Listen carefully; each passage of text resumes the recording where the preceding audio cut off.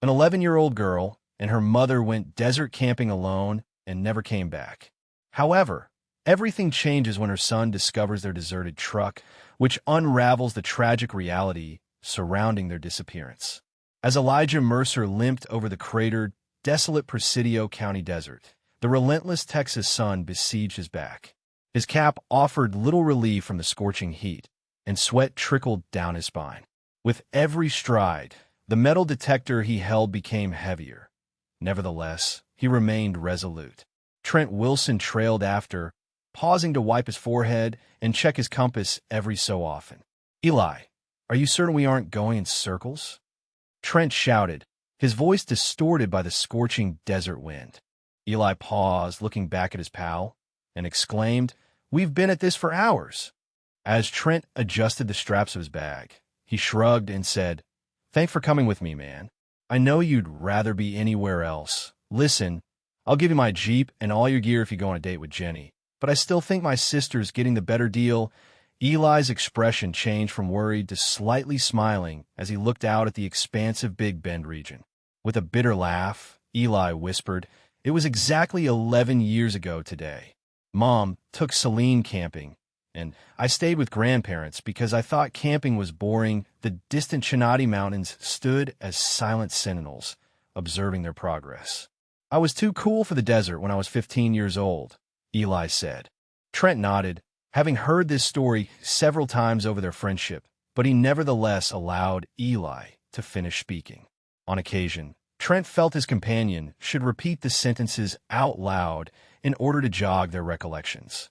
Whenever Mom brought up the topic of her dad taking her camping here when she was a little girl, Eli said, his gaze fixed on the distant horizon. She said it shaped who she was, that it was part of our Texas heritage. She wanted Celine to experience it too, not just grow up with screens on her face. As she put it, the wind died down, sending a cloud of dust whirling their way. To cover his nose, Trent pulled his bandana up. Eli said, one night, it was supposed to be a one-night camping trip, and the following day they were supposed to return. Trent, 11 years later, and it's as if they disappeared without a trace. Trent recalled the extensive search operations that had ensued. Eli had organized hundreds of volunteers to search the desert through an online community he had formed. The investigation by the police had lasted for months. Water bottles, articles of clothing, and even a plush rabbit that had belonged to Celine had all been examined. And while some had offered optimism, they had all ultimately failed to yield any conclusive evidence. It took the cops 4 years to give up. "I was told she probably just left, took Celine, and started a new life somewhere," Eli said with a hardening of voice. "But I knew my mom better than that. She wouldn't just leave." Not without saying, Trent nodded, remembering the toll the disappearance had taken on his friend. The search had taken on more significance after Eli's grandfather's death 2 years ago. The old man had been relentless, using his knowledge of the Texas desert to guide the efforts. Now Eli bore the burden alone. After abruptly pausing to point west, Eli remarked, "I think we should try somewhere new. I've covered the usual areas hundreds of times. Imagine if they ventured further out. Remember how the rangers cautioned us against venturing too far west of the Chinati Mountains?" Trent scowled and reached for his water bottle. Very shaky ground. No cell reception. "Eli, be careful out there. Just beyond where the police searched." "It's not that far," Eli reassured him. "Oh, please." "All right, but you better not back out of that date with Jenny," Trent said as he drank deeply from his water bottle. "Her curiosity about you has persisted for months." And Eli, whose thoughts were elsewhere, nodded in agreement. Trent paused to send his sister a ping of their location at the last point where they still had cell service. "Insurance," he explained with a smile. "If we don't make it back, at least someone will know where to start looking." The terrain became increasingly treacherous as they resumed walking, with loose rocks and steep inclines. Trent, who was breathing heavily, stopped after another hour and firmly told Eli, "We need to turn back. We're running low on water." The terrain was getting more and more alien and rocky as they continued on. "A rattlesnake, I swear, and no mobile service." We now see why the rangers were so concerned. "Just a little further," Eli begged, gesturing towards a hill ahead. Let me check over that rise, and then we can head back, Trent reluctantly conceded. Fine, but I'll wait here. With an appreciative nod, Eli strode forward on his own to the brink of the precipice. Eli squinted against the glare as he drew near the edge of a steep-walled washout, his heart racing from the intense heat. Carefully, he edged closer to the edge and saw a truck, partially obscured by years of dust and desert brush. The truck was not your average vehicle, but it bore a familiar sticker depicting mountain peaks in shades of blue, orange, and green. "My name is Trent. Trent, come over here," he yelled, his voice quivering with anger. Concern quickly transformed into bewilderment for Trent as Eli hastily gestured towards the chasm below. With trembling palms, Eli muttered, "That's my mom's truck. That's her mountain sticker." "You're right. I'd recognize it anywhere," Trent said as he peered and swiftly grabbed his phone to snap images.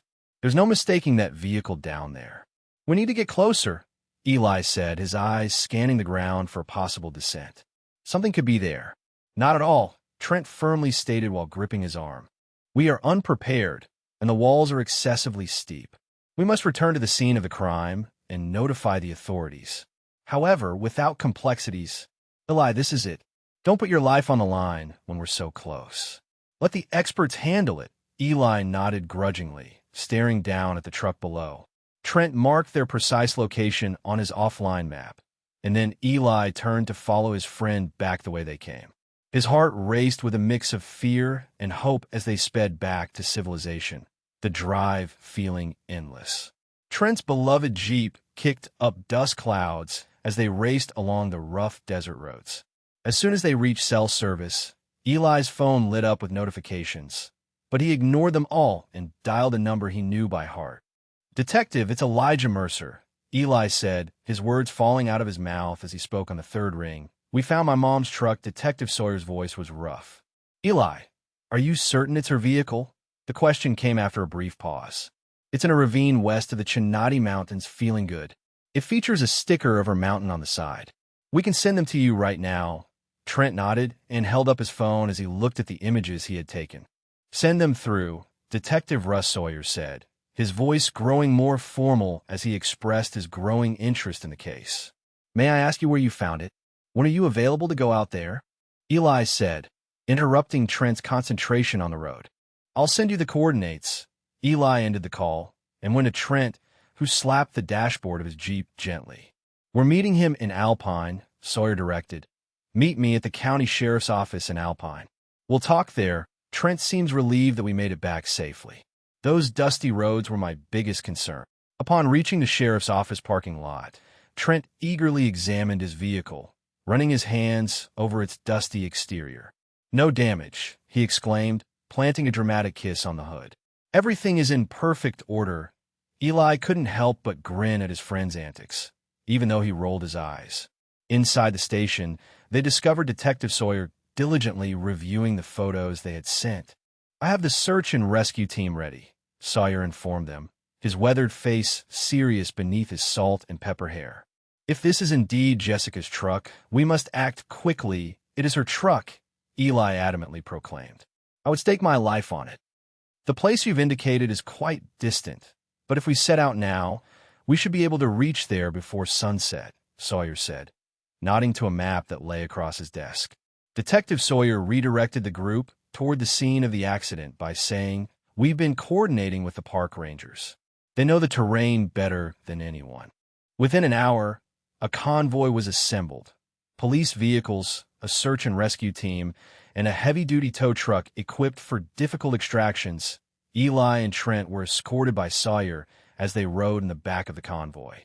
"We can follow this road to within a quarter-mile of the place where you saw the truck."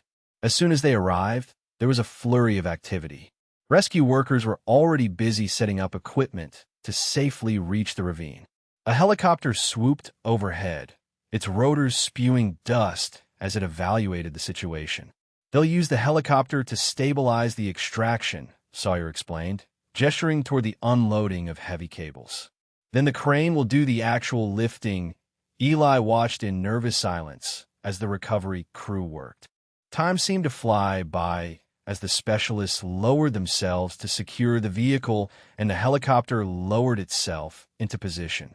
With great care, the crushed truck was lifted from its resting place and brought to level ground. Eli tried to advance as it touched down, but Sawyer stopped him. "Let the forensics team do their job first," the detective cautioned. The truck was in terrible shape, with deflated tires, a warped frame, and years of corrosion and dust covering it. A swarm of forensic technicians surrounded the vehicle, taking pictures and samples while others communicated with the station via radio. Detective Sawyer summoned a female technician, a woman with gray-streaked hair pulled into a tight bun, and said, "You need to see this." He then proceeded to join her, indicating that Eli and Trent should remain behind. The three of them huddled in conversation for a while before Sawyer returned, his expression horrified. "According to our initial assessment, this truck wasn't here 11 years ago," he whispered. "What? This is my mom's truck." "That's not conceivable," Eli objected. "Their disappearance must be the starting point. During the first inquiry, we searched this area, according to our records, but I'm not claiming it isn't her truck," Sawyer explained. "There was no truck in sight at the time. How did it end up in this place, then?" "From what we can tell by looking at the rust patterns and sun damage, it appears that it has been here for about 7-8 years, the forensic technician said as he walked up to Trent, who was clearly perplexed. The ground shook beneath Eli as he heard Sawyer's conclusion. "So, someone stole your mom and sister's truck, stashed it somewhere for a few years, and then drove or pushed it off this cliff to hide it forever?" Eli asked, his voice quivering with shock. "Was this a random occurrence?" "It appears that way," Sawyer said with sadness. "Whoever did this likely waited until the search efforts had died down before disposing of the vehicle." As the sun started to set, casting long shadows across the desert, an officer approached Detective Sawyer, carrying a dusty hardcase box. Eli felt a physical impact from the implications. For years, he had imagined an accident, with his mother taking the wrong turn and the truck sliding off an unstable cliff. The idea that someone had intentionally hurt his family and then calculated how to hide the evidence made him sick to his stomach. "Recognized this?" Eli and Trent asked Sawyer as he brought the box over from the truck storage compartment. "Found this in the truck storage compartment, sir," the officer said. "It was wedged under the passenger seat." Eli's eyes widened. "That's Mom's drone case." The plastic case had nearly melted together from years of exposure to the desert heat. Sawyer used a multi-tool from his pocket to carefully pry at the warped edges while Eli watched, barely breathing. With a crack, the lid finally gave way.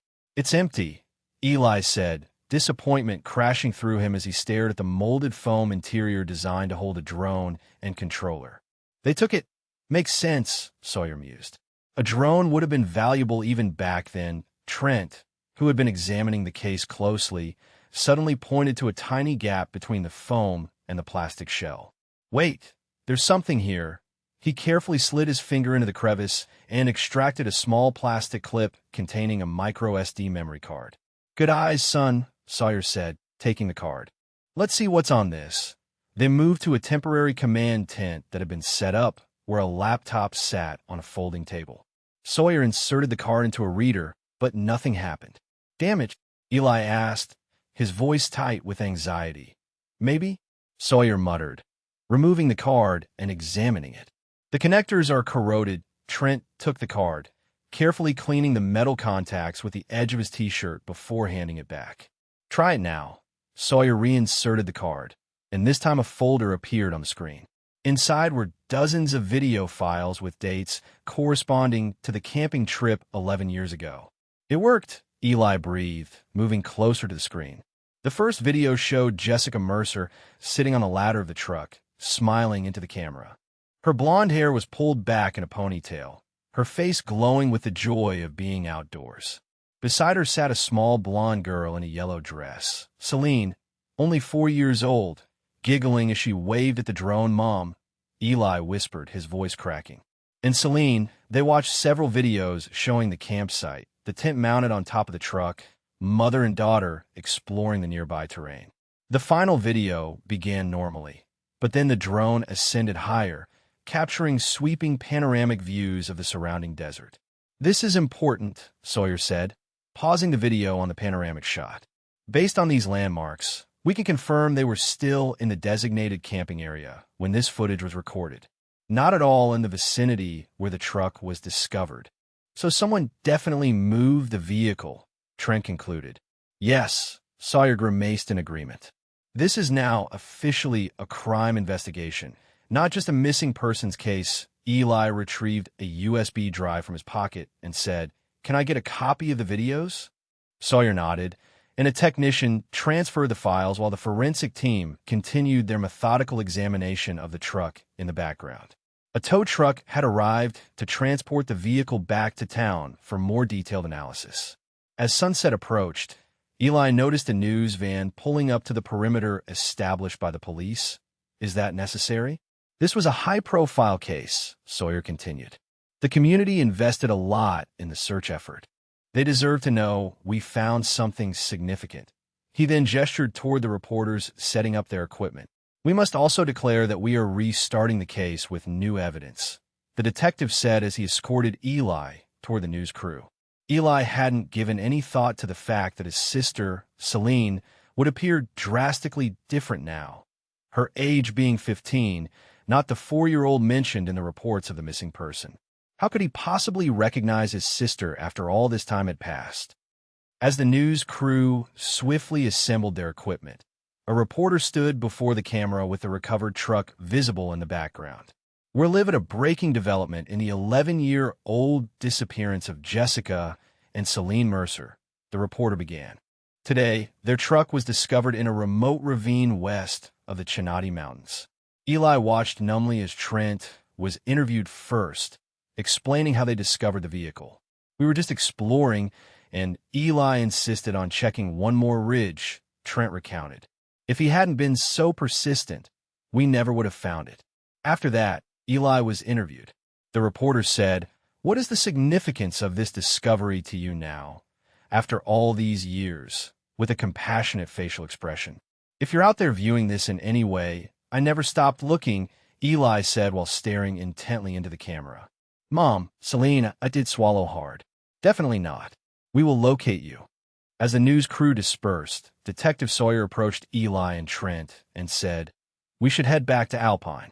It will be dark soon." Behind them, the forensic team continued their careful work, and the tow truck was ready to take the vehicle.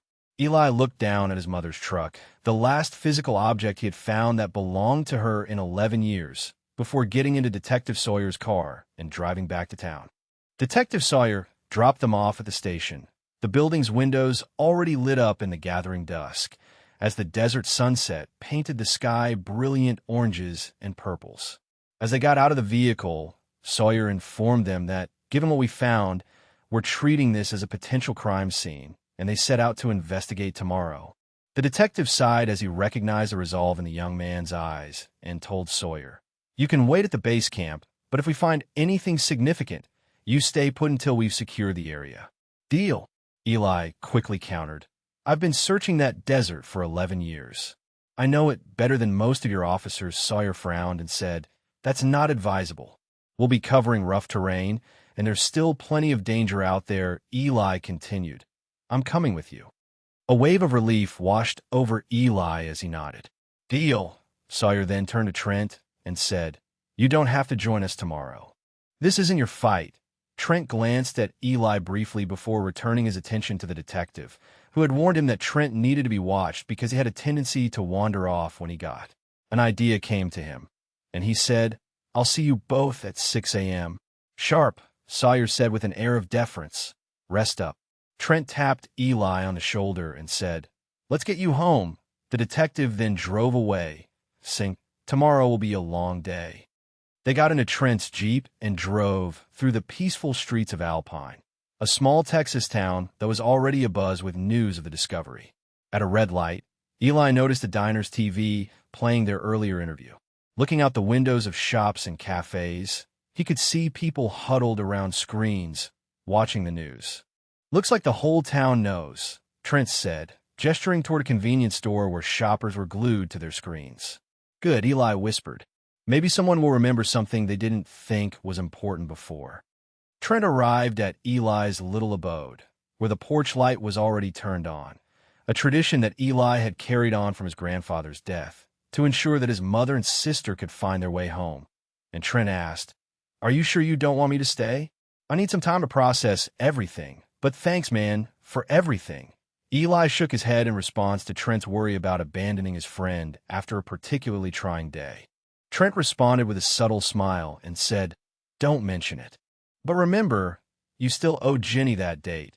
Eli let out a weary laugh and said, "I won't forget." Within his house, Eli wasted no time making his way to his bedroom and turning on his computer.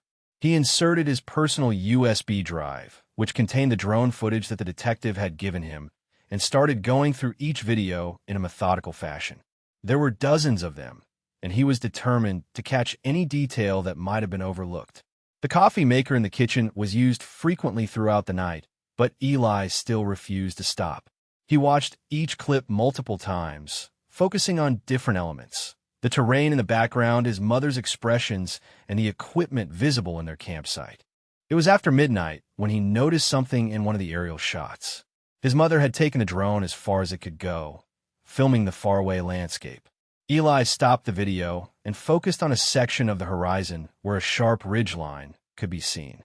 "That's not on any of the camping maps," he whispered to himself, then retrieved his grandfather's old topographic maps from a chest under his bed. Spreading the yellowed papers out on his desk, Eli compared the ridgeline in the video to different spots on the maps.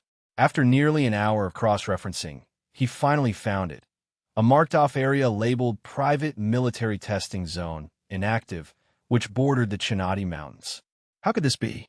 he whispered, leaning closer. A faded note in his grandfather's handwriting was scrolled in the margin: "Danger. Unstable cliffs." Next to it was a small notation about restricted access dating back decades. Eli remembereth. Eli remembered his grandfather and mother discussing such places during his childhood. Both had worked in geography-related fields, his grandfather as a surveyor for the state of Texas, and his mother as an environmental consultant. Their shared passion for the outdoors had shaped family vacations and weekend excursions throughout his childhood. This is why his mother had been so insistent about taking Celine camping. She wanted to pass on the family legacy of exploration and appreciation for the natural world, just as her father had done for her. Excitement building, Eli quickly photographed his discovery and texted the images to both Trent and Detective Sawyer. Only after sending did he glance at the clock. 3:24 a.m., too late for any reasonable person to be awake. Leaning back in his chair, Eli sighed. He would have to wait till morning for a response, but for the first time in years, he believed he was in fact getting closer and closer to answers. Trent stood by the coffee machine, appearing unusually alert for someone who had been up since dawn. "Got your message at 3:30 in the morning," Trent said, passing him a steaming cup. "You do realize that normal people sleep at night, right?" Eli showed up the following morning, bleary-eyed but determined. "Was it shown to Sawyer by you?" Ignoring the jab, Eli asked. "He's seen it," Trent assured. "But don't get your hopes up." Detective Sawyer came walking in from across the room, clutching multiple folders. "Eli, regarding your finding, we must investigate that site of military experimentation. My grandpa made a special note of it on his maps." Eli interjected. With a raised hand, Sawyer said, "I understand your meticulousness, but we can't simply march into a restricted area, whether it's active or not. We require the necessary approvals. However, what if they occur? Concerned that the persons responsible for their abduction could be hiding out inside that facility, Eli persisted.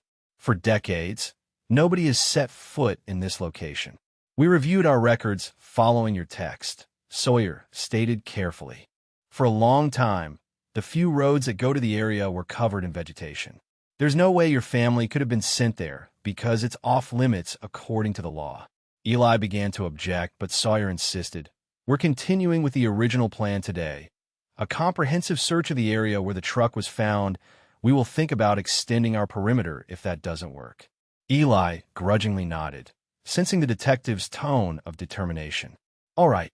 Does anyone know when we're going to leave?" "You two will wait here," Sawyer told them, passing them his satellite phone. "If we go out of radio range, used this to contact the command center. An hour later, they were back in the desert, this time with a larger convoy, with more search personnel and equipment. The base camp had been expanded with several tents, housing communications, equipment, and supplies. Eli paced restlessly as Trent opened his laptop and began typing. "What are you doing?"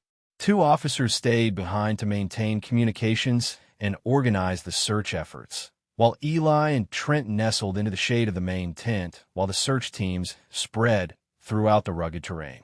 "I'm trying to find out anything I can about that deactivated military testing site," Trent explained. "I'm hoping to find satellite images or old news articles about it." Eli paused his pacing in awe. "Do you believe me?" Trent questioned. "Besides, I'm curious now," Trent remarked with a grin, "and I think you're obsessed enough to be right sometimes." "The roads are definitely overgrown," Trent affirmed, showing Eli a recent satellite image. "But look here.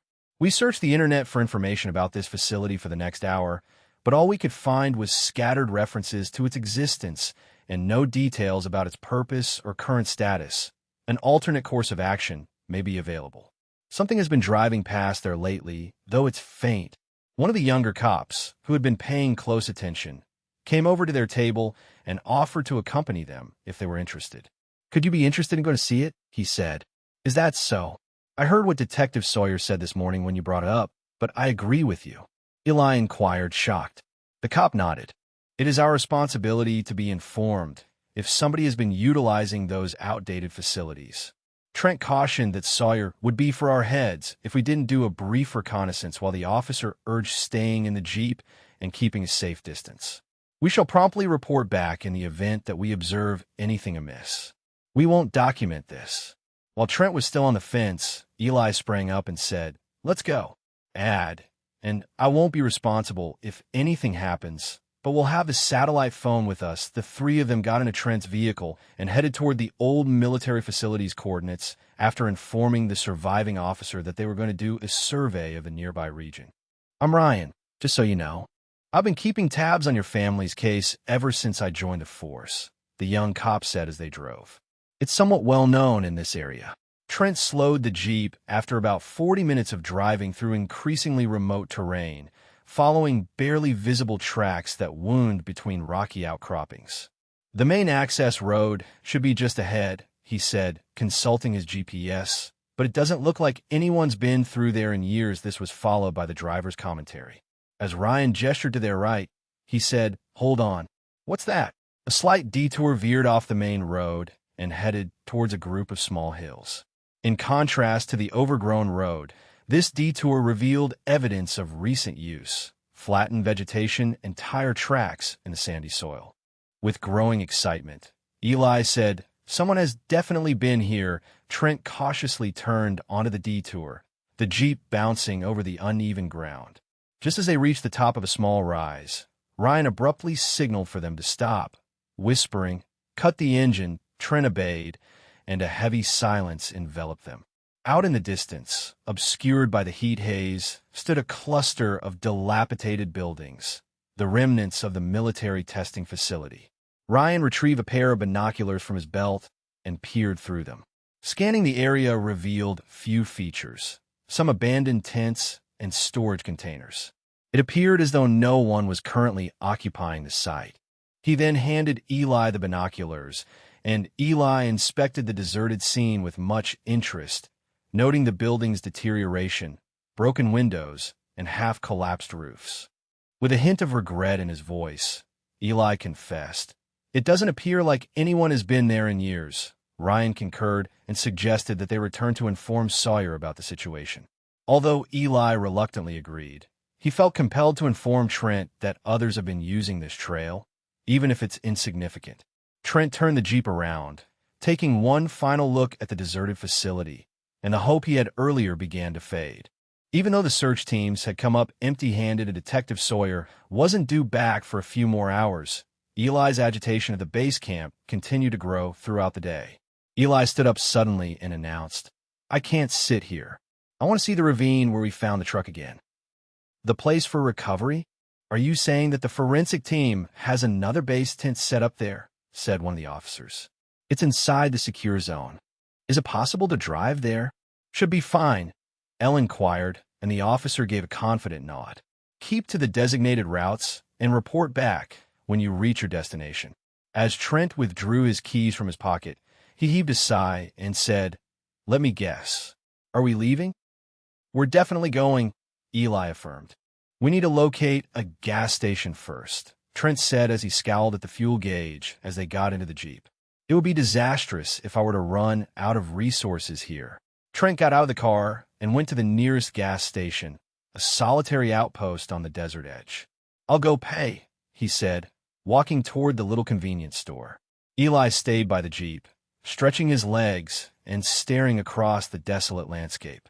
He was so absorbed in his thoughts that he failed to see the pickup truck that pulled in behind them or the four men that got out of it. He was taken aback by the initial blow, a fist to the back of his head that sent him tumbling, but before he could recover, he was grabbed by rough hands. He struggled, managing to land a solid punch on one assailant, but they soon overpowered him. Peering out the window of the convenience store, he could make out Trent running out, shouting something he couldn't understand. Then, another blow struck his temple, and he was consumed by darkness. Eli blinked, trying to focus on his surroundings as he regained consciousness, his head throbbing with pain. He was in a poorly lit room that looked like a tavern or pub, with sunlight filtering through small, grimy windows. Through one of them, he could see desert stretching far into the distance. "Hey, he's awake," he cried over his shoulder. "It really is the guy from the news." Another man joined him, analyzing Eli with calculated eyes. "Boss is going to like this." Eli's open eyes were noticed by a man with a scar across his cheek. He shook his head icily and said, "Maybe we can get a nice ransom." At the far end of the room, a door opened, and Eli caught a glimpse of a blonde woman holding it. However, she quickly vanished from view. Eli felt a vague recognition in her, but the thought quickly faded as the man, clearly the leader, approached.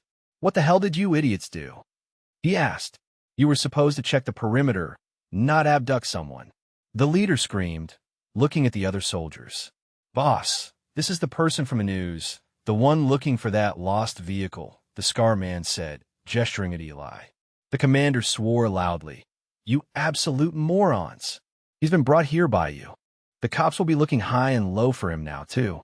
He turned away, lowering his voice as he conferred with the others, but Eli strained to hear, "Talk to the others. Must relocate all items." The leader hit the man with scars on the back of the head and said, "We're leaving tonight. Prepare something to throw them off, gather everything. I heard what you said, and I saw that woman. We're done here." Eli cleared his throat and cried out, his voice scratchy. As the leader slowly turned to face him, the room fell silent. "Where's my friend?" he asked. "That was my sister, Celine. What have you done with Trent?" Eli shouted. "You should have stopped looking." The commander came over, his attitude calculated. "That woman wasn't your sister. You should have let the police close the case and moved on with your life," he said in an increasingly harsh tone. "You will soon join your mother and sister in this desert, where they are buried." "You're lying.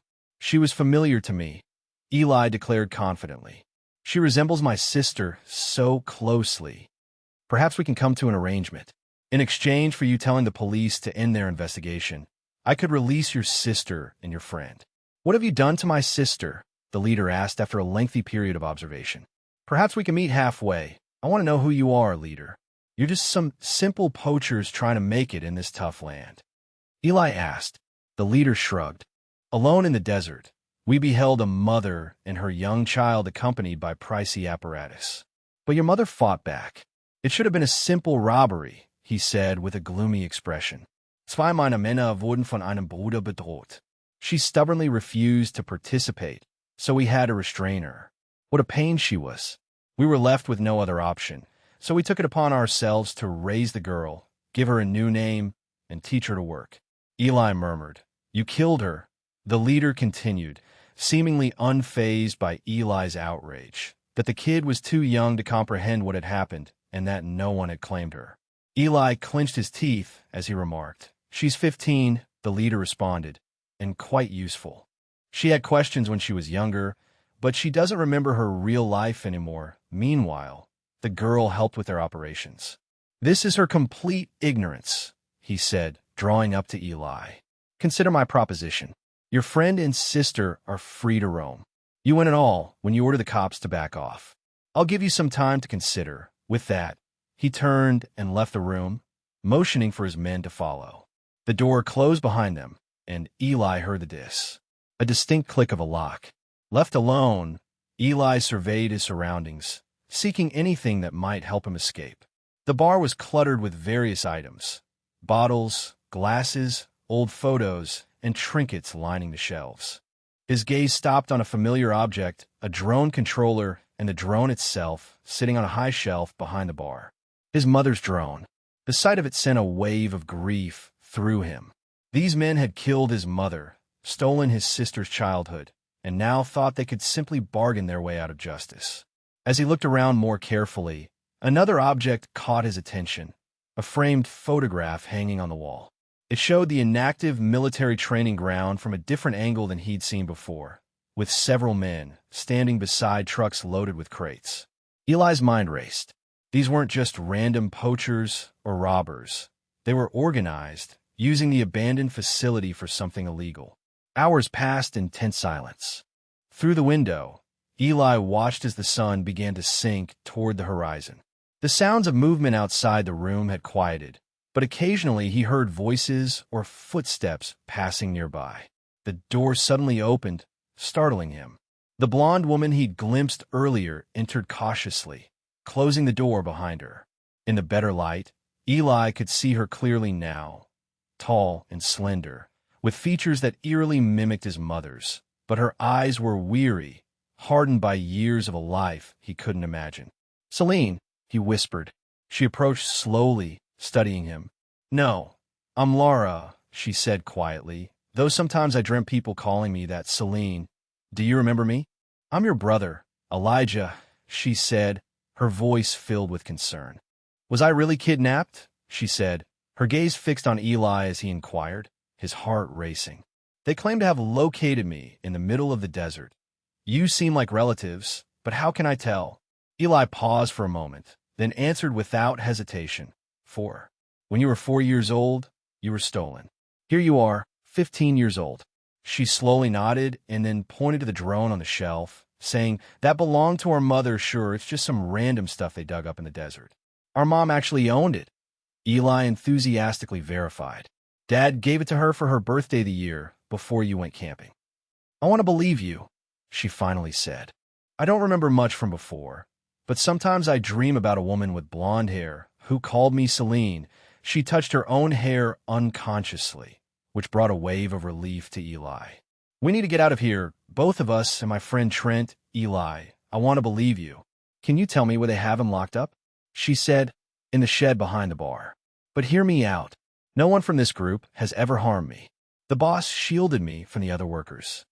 Sometimes we raid camps, take things from tourists, but that's just desert life, survival." She hesitated. "But I work here, serve drinks, and help with inventory. They murdered you, Celine. They abducted you. They took your life." Eli stated in a soothing tone, and she averted her gaze. "This is the only life I know now. You can have a different one," said Eli. "You can come home with me." Her expression changed from confident to uncertain. At long last, she seized the ropes that bound his hands. She released him, and Eli firmly stated, "We can both leave." She warned that the employer would be unhappy if he found out. "Start over." She took a step back as soon as his hands were no longer needed. "Your friend is in the shed. There's a satellite beacon in your pocket. They took it from the Jeep. Don't use it until you're far from here." She made her way to the door. "Please just go take your deal and leave me." Eli stood up and declared, "I can't do that." Hearing motors outside interrupted her words. "I've been searching for you for 11 years. I'm not leaving without you." Squinting, Celine looked out the window. "They're returning early," she murmured. She quietly exited the room, telling Eli, "You need to hurry." Eli followed, searching his pocket for the beacon. A scream of agony, though, greeted him as he walked outdoors. With the big guy standing above her, Celine lay on the floor. "The boss won't protect you now," the man said with a sneer. "Not after you betrayed us." Eli launched himself forward without hesitation, but he stopped dead in his tracks upon noticing the weapon held by the man. He frantically glanced around and seized a pistol from the bar counter. He yelled out, "Get away from her," while directing the thug's attention to the weapon. All of a sudden, they were at a standoff as the man swung around and raised his own rifle. Coming out of the trucks outside, additional men drew their firearms as well. Anger distorted the leader's face as he stormed in as the main building door pounded open. "What the fuck is happening?" he exclaimed. He picked up Celine after seeing her on the ground and then cocked his head to stare at his guys. "I told you not to touch her." She assisted him in escaping, the wounded man claimed. The commander glanced at Celine, his displeasure plainly visible on his face. "She's with him now. Is this true?" she asked with an insistent nod. "I heard you talking to him, and I wanted to find out if it's Reek, if he's my brother." The leader looked down at Eli and mocked, saying, "My family, or family? Where was this brother for 11 years? I protected you, raised you, kept you safe. Out there, no one would have cared what happened to a lost child. That's not true," he said. "I never stopped looking for her, only because one of my stupid guys brought you here. Would you have found her?" said the leader. "Face it, I've been more family to her than you." With struggle evident on her face, Celine glanced between them. She begged the leader, "Please, just let him go, him and his friend. I'll stay. I don't want to leave. You're right. You've always protected me. Celine, no." Eli voiced opposition. Just as everyone was about to speak up, the faraway sound of police sirens pierced the silence. As the sound intensified, everyone remained motionless, tuned in. "Ow!" the leader shouted, coming around to Eli. "The beacon is still in your pocket," swore the scarred guy. When the men started yelling commands, mayhem ensued. Celine was pulled toward the door by the leader, who grabbed her arm. Eli leaped forward, but was hit from behind. "You're coming with us. You know too much." As he hit the ground, he witnessed Celine being dragged outside. Calling out to her with all his remaining power, he said, "I'm risking everything to save you. I won't give up." The cops moved quickly, encircling the men's car before they could make their getaway. Eli, whose vision was impaired, witnessed the leader seize Celine, twist her around, and then put a knife to her neck, making her a hostage.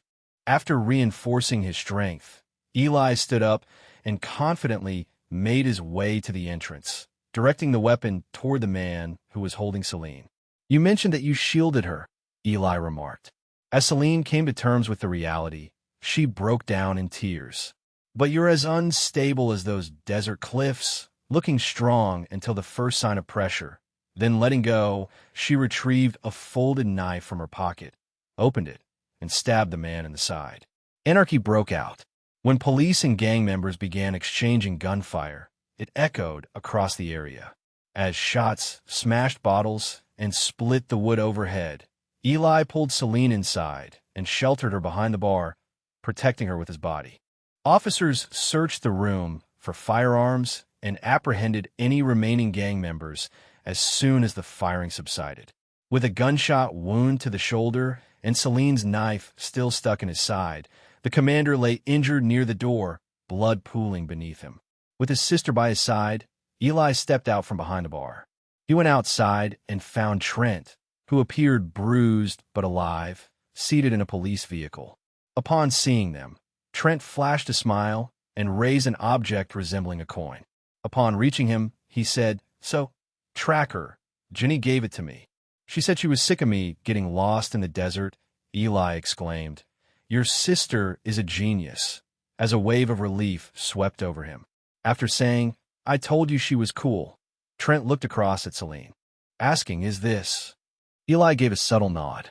"Trent, meet my sister, Celine," standing in the scorching desert sun, encircled by police cars and paramedics caring for the wounded. Trent and Eli were aware that the 11-year-long search had culminated. The adventure, however, had only just begun for Celine. As the mayhem died down, emergency medical technicians made quick work of treating casualties and loaded them into waiting ambulances. With a somber expression on his face, Detective Sawyer and other cops came and began to assess the destruction, asking Eli and Trent, "You two can't stay out of trouble for even a day, can you?" he said with a tone that didn't seem angry. Eli put a protective arm around Celine's shoulders as he said, "They had my sister, and they killed my mother." Sawyer's expression softened as he gazed at Celine. "According to Celine, they have been trying to find you for what seems like an eternity." She moved around in an uncomfortable way. Sawyer kindly inquired, "Did they hurt you?" In response to the question, "They call me Laura here," there was a firm dismissal as she waved her hand.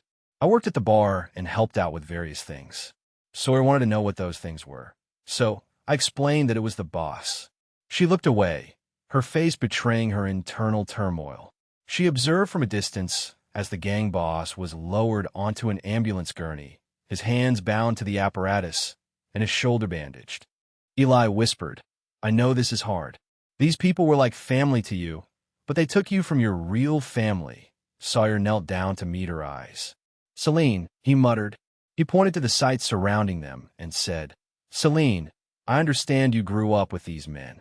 That creates a powerful bond, even with people who've done terrible things. But right now, I need your help. You're not in trouble for whatever you did while in their custody. You were a child when they took you, and you did what you had to in order to survive. But if you know anything about their operations, especially about that military testing ground, it could help us make sure they never hurt anyone else." As the ambulance accelerated away, Celine froze, casting another glance in its direction. Subsequently, she made an obvious attempt to straighten her shoulders. "The old military facility," she whispered softly. "They use it to store and distribute weapons. It's a smuggling operation. They work with buyers who come from across the border." The nod from Sawyer was a positive one. "That's very helpful. Do you know how long they've been using it?" "For as far back as I can recall," was her response. "The boss said it was perfect, abandoned but structurally sound and far enough from regular patrols that no one would stumble across it." "Our mother was murdered," Eli whispered. "Did she know about that facility?" With tears in her eyes, Celine shook her head in disapproval. "I didn't remember, but no one ever found out about that facility. I think they just robbed Mom because of her tech. Maybe they were afraid she'd uncover the place. Or maybe they were just after her expensive stuff." A delicate touch from Sawyer's fingers rested on her shoulder. "We'll need a formal statement from you at some point, but that can wait. Right now, we need to secure that facility before anyone else arrives to clear it out." He spoke to a member of his staff. "Coordinate with the station. I want a warrant for that military facility immediately," and a tactical team assembled. Observing the police cars and the pub that had once been her residence, Celine watched as the officer hastily departed. "What happens to me now?" Eli said, "You come home," without hesitating, "where you belong." "After all, it won't be that simple," Sawyer informed. "There will be questions, statements to take, possibly court appearances. But she's not being charged with anything, right?" Eli inquired with urgency. "This is not the right moment," Sawyer repeated. "She was a victim, not a perpetrator. But the legal process can be complicated." Uncertainty was evident on Celine's face as she glanced between them. "I don't know if I can just be normal after all this. I don't even remember what normal is." With a vow to work through it together, Eli spoke out. Trent approached them and said, one day at a time, he had been chatting with a neighboring cop before returning to their conversation. "They located my Jeep," he exclaimed with a sense of joy. "Before they departed, those guys were planning to take it. Unfortunately, they never had the opportunity. Your beloved Jeep is secure," Eli reassured with a frail grin. Problem solved. On their way back to Alpine in the police cars, Celine glanced back at the endless desert that stretched out before them. "I was afraid I would never leave this place," she whispered. Standing by her side, Eli said, "It's all I remember. Grandpa used to say the desert gets in your blood. That's why Mom loved it so much. Why she wanted you to experience it too. Did I like it before?" "You loved it," she replied. As a subtle grin played on her lips, she said, "You used to collect rocks and lizards until Mom made you put them back." She looked at him intently and said, "I still do that sometimes. I shot him. Eli, Carlos, the boss. After everything he did for me, I shot him. You did what you had to do," she was told. She gently nodded, saying, "He wasn't protecting you. He was controlling you. I suppose that's something I've always known in my heart. It's the reason I never attempted to flee, even though I had the chance. I was terrified, Trent said to Eli as they boarded the police vehicle. By the way, you definitely owe Ginny a thank you. That tracker saved our lives. More than a thank you, said Eli. I'm considering having supper at the most upscale restaurant in Alpine as a beginning. I think she'll be pleased with it, Trent grinned. For the first time in what seemed like an eternity, Eli chuckled, a real, unburdened sound. She's been asking about you for months. Said any guy obsessed enough to search the desert for 11 years has to have something special about him. Celine stood at his side, her expressionless eyes reflecting her desire to savor the moment. Eli looked out the window at the expansive Texas terrain that had taken and returned his sister as the police cruiser drew away from the desert bar. Half of his life had been consumed by a quest, but he sensed that the real adventure was yet to come. Driving through Alpine's peaceful neighborhoods, Eli couldn't help but steal looks at his sister. Instead of the carefree little girl he recalled, he saw a somber young woman with haunted eyes. After everything she had just through, how would she go back to her regular life? When Celine noticed that he was staring at her, she inquired, "What are you thinking about?" "It was about Mom," Eli confessed. "And Grandpa. They never stopped believing we'd find you. Grandpa spent the last years of his life searching the desert. I wish I remembered them better," she mumbled. "I have photos and videos as well as stories. I have so many stories to share with you," Eli assured her. On their way to Alpine, Eli thought about how his freed sister would still bear the wounds of her incarceration. She had formed strong bonds with these individuals during her upbringing and felt a deep sense of loyalty toward them, particularly her employer, whom she felt had shielded her from harm. After all his years of looking, this wasn't the easy rescue he had envisioned. After some thought, he came to the realization that the victim's need for rescue isn't necessarily paramount. Adoption was never in Celine's wildest dreams. For more than 10 years, this was her sole existence. No divisions existed throughout the universe. Heroes and villains stand out. The sky was a kaleidoscope of vivid colors and purples as I watched the desert sunset. Eli was concerned about his mother's opinion of the situation. Had she been aware in some way that her son would continue to seek all those years ago? With his grandpa finally at rest after spending his last years searching these very landscapes? Quietly, Eli told Celine, "We're going to be okay," though he wasn't sure if he meant it for her or himself. She studied his face as she turned to him, her eyes looking just like their mother's. "One day at a time," she responded, her voice carrying a subtle undercurrent of optimism. Eli realized that discovering Celine wasn't the conclusion of the story, but rather the start of something new as they drove away from the desert that had characterized their family's sorrow and salvation. Although the hunt was finished, the road to recovery was only beginning.